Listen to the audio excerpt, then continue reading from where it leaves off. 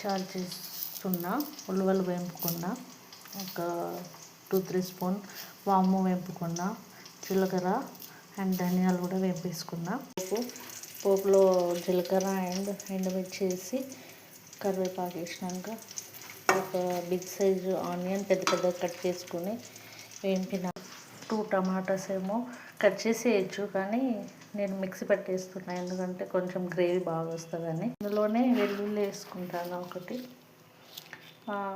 మీరు కావాలంటే అది చింతపండు వేసుకోవచ్చు. నేను మాకు చింతపండు ఇష్టం ఉండదు కాబట్టి టమాటానే ఎక్కువ వేసుకుంటున్నాను.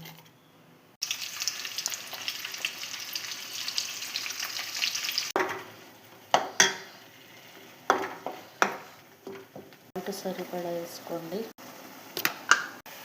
పసుపు కొంచెం తక్కువ వేసుకుంటే పిల్లలు బాగా తింటారు కాబట్టి నేను కారం కొంచెం తక్కువ వేస్తున్నా. వేసుకోండి. వాటర్ పోసి బాగా మసిలినాక బాగా మసిలే వరకు ఉడకబెట్టాలి. దీన్ని మిక్స్ పడదాం. ఇష్టం ఉండదు అన్నగారు కొంచెం వేస్తున్నా. నేను కూడా వాటర్ పోసుకొని కొంచెం పొడి బాగా మెత్తగా కాకుండా కొంచెం గరుకుగా ఉండేటట్టు మిక్స్ పెట్టుకోవాలి. పలుకుంటే సరిపోతుందండి. ఇంకా ఉడకలేదు. రొట్టెలు స్టార్ట్ చేస్తున్నా. ఇంకా సేపు ఉడకాలి, ఎందుకంటే ఇది వేయగానే 5 మినిట్స్కి కింద దించేయాలి. ఇది ఎక్కువసేపు ఉడికితే మొత్తం పోతుంది. ఎక్కువసేపు ఉడకద్దు. ఒక 5 మినిట్స్ to 3 మినిట్సే ఉడకాలన్నట్టు ఇది పెట్టినాక. సో ఇది ఎక్కువసేపు ఉడకబెట్టాలి. బాగా ఉడికింది. సో ఇది వేసేద్దాం.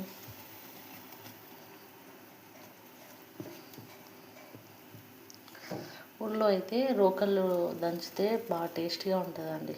అది కూడా ఒకసారి చేస్తాను.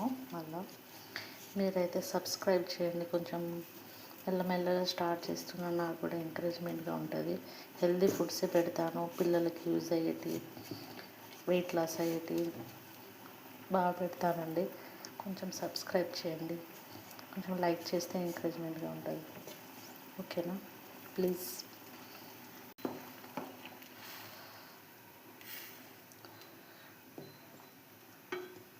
ఒక 3 మినిట్స్ ఉడికితే సరిపోతుందండి, లేకుంటే టేస్ట్ మొత్తం మారిపోతుంది. కొత్తిమీర ఉంటే కొత్తిమీర వేసుకోండి, మస్తు టేస్టీగా ఉంటుంది. నేను ఇది ఇవాళ చేయడానికి రీజన్ ఏంటి అంటే, మా పెద్దడికి బాగా జలుబు ఎక్కువైంది. వాడికి జలుబు కానీ ఫీవర్ కానీ వస్తే ఇంట్లో తగ్గడానికే ట్రై చేస్తాను మ్యాక్సిమం. సో ఇది రొట్టె అయితే తింటాడు.